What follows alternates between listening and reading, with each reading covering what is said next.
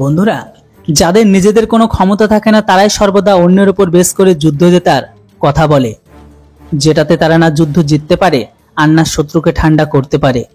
এটাই সব থেকে বড় উদাহরণ রাশিয়া ইউক্রেন যুদ্ধ আর আজকের দিনে চলা ইসরায়েল হামাস যুদ্ধ, যেটা আপনারা দেখতে পাচ্ছেন, যেখানে ইউক্রেনকে ন্যাটো আর আমেরিকা আর হামাসকে ইরান আর তুর্কি জমি সাহায্য করছে। তারপরও তারা কিন্তু ইসরায়েলকে হারাতে পারছে না। যদিও ইউক্রেনের পেছনে আমেরিকার এত থাকার পরেও তবুও তারা রাশিয়ার আক্রমণ থেকে নিজেদেরকে বাঁচাতে পারেনি।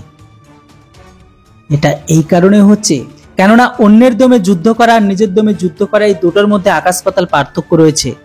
যেখানে রাশিয়া ইসরায়েলের উপর বাহারের সাপোর্ট না থাকার পরেও তবুও তাদের শত্রুকে পাতালে পাঠিয়ে দিচ্ছে। সেম অবস্থা কিন্তু এখন পাকিস্তানের। কাশ্মীরকে পাওয়ার জন্য ইউএনের দরজাকে পর্যন্ত নাড়া দিচ্ছে। আপনারা রিপোর্টটা দেখলে ভালো করে পড়ুন। এতে লেখাই বা কি আছে? এটিতে লেখা এটাই আছে যে ভারতের কাশ্মীরে আবারও পুনরায় 370 ধারাকে চালু করতে হবে। ঠিক এমনটাই দাবি রেখেছে পাকিস্তানের তরফ থেকে ইউএনএতে। বন্ধুরা, পাকিস্তানের পিএম গত শুক্রবারের দিন আমেরিকার নিউ ইয়র্ক শহরে যুক্তরাষ্ট্র মহাসভা মানে ইউজিএতে সম্বোধিত করে। সেখানে গিয়ে তিনি তার ভাষণে পাকিস্তানের পিএম এটাই বলেন, তিনি সেখানে ইসরায়েলের হামলার নিন্দা তো করেনি, এর সাথে সাথে আবারও কাশ্মীরের মুদ্রাকে সেখানে ওঠায়।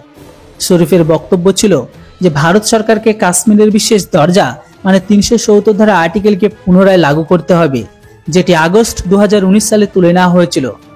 শাহবাজের কথা অনুসারে এই আর্টিকেলকে তুলে ভারত কাশ্মীরের শুধু হকটাকে নয় বরং সেখানকার মানুষের আজাদিকে পর্যন্ত কেড়ে নিয়েছে, যেটির কড়া বিরোধ করে পাকিস্তান এখানেই শেষ নয়। পাকিস্তান বুরহান ওয়ানিকে মেরে দেওয়াকে নিয়ে মনে করে যে ভারত একজন কাশ্মীরি যোদ্ধাকে মেরে কাশ্মীরিদের মনে অনেক বড় ব্যথা দিয়েছে, যেটার জন্য তাদের আল্লাহ ভারতকে কখনো মাফ করবে না, এমনটাই ভাবে ইসলাম পড়া গ্রহণকারী ব্যক্তিটা। আর এটা আপনারা সবাই জানেন যে বুরহান ওয়ানি কোন টাইপের হিরো ছিল, যেটাকে নিয়ে ভারত কিন্তু অনেক আগে থেকে বিরোধ করেছিল।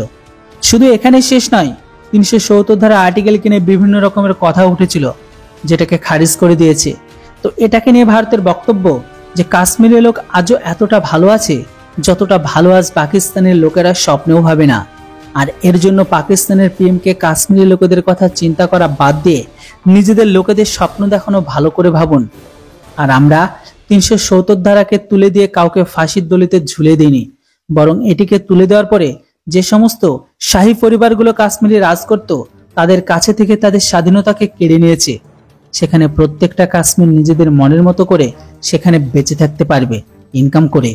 আর রইল কথা বুরহানের, তো পাকিস্তানিদের পুরনো অভ্যাস রয়েছে আতঙ্কবাদীদের হিরো বানিয়ে তাকে নিয়ে বেশি বড়াই করা।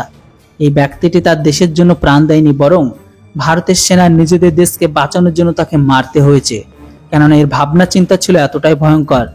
আর এখন পাকিস্তান কাশ্মীরকে নিয়ে চিন্তা না করে সেটা সব থেকে ভালো হবে। সব বাদ দিয়ে শাহবাজ যদি নিজের দেশের ক্ষুধার্ত থাকা মানুষগুলোকে দুটো করে রুটিও দিতে পারে, হয়তো সেটির হাত থেকে সেই সমস্ত দেশের ক্ষুধার্ত লোকগুলো দুবেলা দুমুঠো খাওয়ারেতে থেকে বেঁচে যেতে পারে।